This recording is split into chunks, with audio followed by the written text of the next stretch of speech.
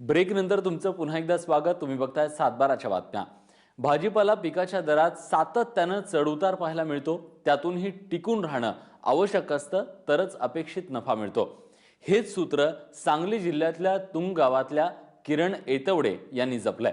ते गेली 7 वर्षांपासून वरणा म्हणजेच पावट्याचं पीक घेतायत, ज्यातून त्यांना शाश्वत असं उत्पन्न मिळतंय।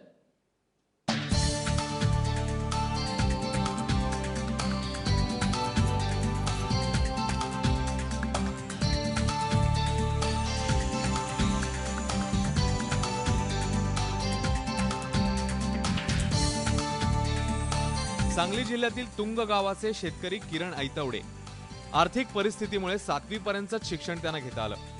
यानंतर सरळ शेती कामात लक्ष घालावं लागलं। घरच्या 4 एकर शेतीत त्यांनी राबण्यास सुरुवात केली। यापैकी 2 एकरात ऊसाचं तर 2 एकरात भाजीपाला आणि फुलशेती सुरू केली। उडीद, तूर, ज्वारी, गहू आणि इतर पिकांचे प्रयोग केल्यानंतर 7 वर्षांपूर्वी त्यांनी वरण्याचं म्हणजेच पावट्याचं पीक घेण्यास सुरुवात केली। आजही ते पावट्याचंच पीक घेतात।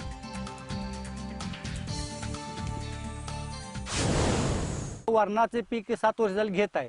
उत्पन्नाला खर्चाची बाजू ही कमी आहे सगळ्या पिकापेक्षा, आणि उत्पन्न मार्केट बी चांगलं मिळत असतं। इकडल्या आम्हाला लोकल मार्केट इथं मिळत असल्यामुळं आता आम्हाला काही पुण्याला कुठं मार्केटला जायला लागत नाही।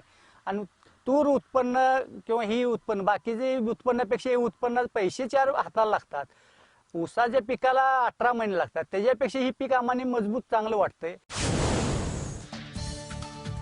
यंदा उन्हाळ्यात त्यांनी या 25 गुंठ्यातील जमिनीची चांगली नांगरट करून घेतली।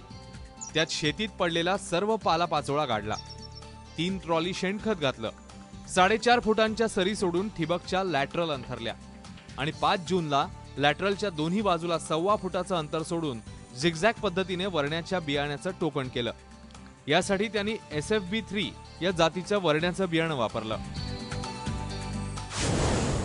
मी बेडवर 2 तास पहिला पाणी सोडून घेतले। 2 तास पाणी सोडून घेतल्यानंतर सरपंच जातीचे बियाणे घेतले। ते मी टोकणीला जुपी केली। 2 तास पाणी सोडून घेतल्यानंतर टोकणी चालू केली। सरपंच जातीचे बियाणे ते झिगझॅग पद्धतीने टोकणी चालू केली। 8 ते 10 दिवसात पिकाची उगवण झाली। उगवणीनंतर प्रत्येक 4 दिवसांनी ठिबक मधून पाणी आणि खतं दिली। सुरुवातीला युरिया आणि त्यानंतर 13-40, 13, 19, 19, 19, 0-52, 34 अशी खतं दिली। कीड रोगांच्या नियंत्रणासाठी गरजेनुसार फवारण्या घेतल्या।